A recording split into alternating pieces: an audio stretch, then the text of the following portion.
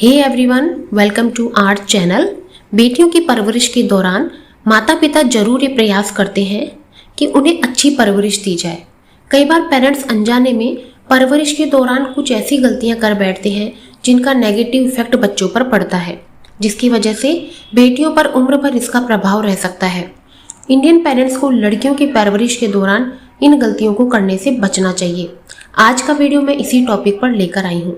उससे पहले अगर आपने मेरे चैनल को सब्सक्राइब नहीं किया है तो सब्सक्राइब कर दें और पास ही में जो बेल आइकन बटन है उसे भी प्रेस कर दें ताकि मैं जो भी वीडियो अपलोड करूं उसका नोटिफिकेशन सबसे पहले आपको मिल जाए। तो चलिए आज का वीडियो स्टार्ट करते हैं। दोस्तों, आज के समय में हमारे समाज में लड़की और लड़के को लेकर लोगों के विचारों में काफ़ी बदलाव आया है। पुराने समय की तुलना में अब लोग लड़की हो या लड़का दोनों को समान दृष्टि से देखते हैं। माता पिता के लिए सबसे कठिन बच्चों की अच्छी परवरिश होती है। बच्चों की परवरिश के दौरान कुछ माता पिता अनजाने में कुछ गलतियां कर बैठते हैं, जिसका असर जीवन भर बच्चों को देखने को मिलता है। बच्चों की परवरिश के दौरान बेटे और बेटियों को समान अधिकार देना चाहिए। बेटे और बेटियों के बीच भेदभाव करने या उनको समान अधिकार नहीं देने पर इसका असर जीवन भर उनके ऊपर रहता है। आधुनिक समाज में रहने वाले लोग अक्सर इससे बचने का प्रयास करते हैं, लेकिन बेटियों की परवरिश के दौरान कुछ माता पिता अनजाने में ही ये 5 गलतियां कर बैठते हैं जिनका नेगेटिव इफेक्ट बेटियों पर पड़ सकता है।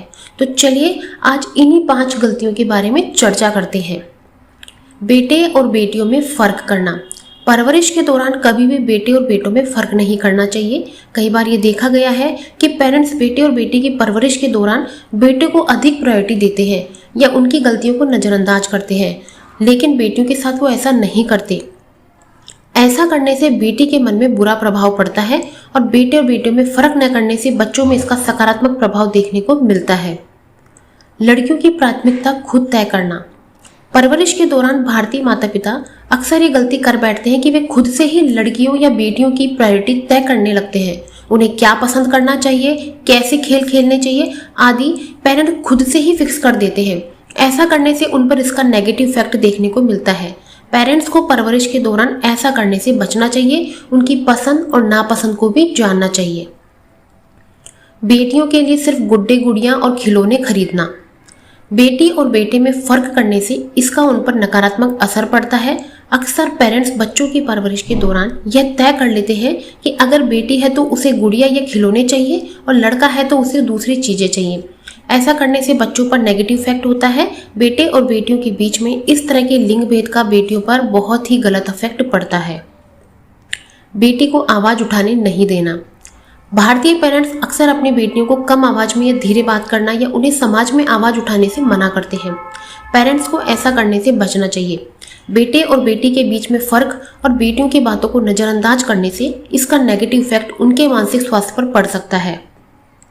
बेटियां अगर अपनी आवाज उठाती हैं तो पेरेंट्स को उन्हें और प्रेरित करना चाहिए, जिससे उनकी समझ में बराबरी का हक मिले। बेटे और बेटी की तुलना कभी ना करें।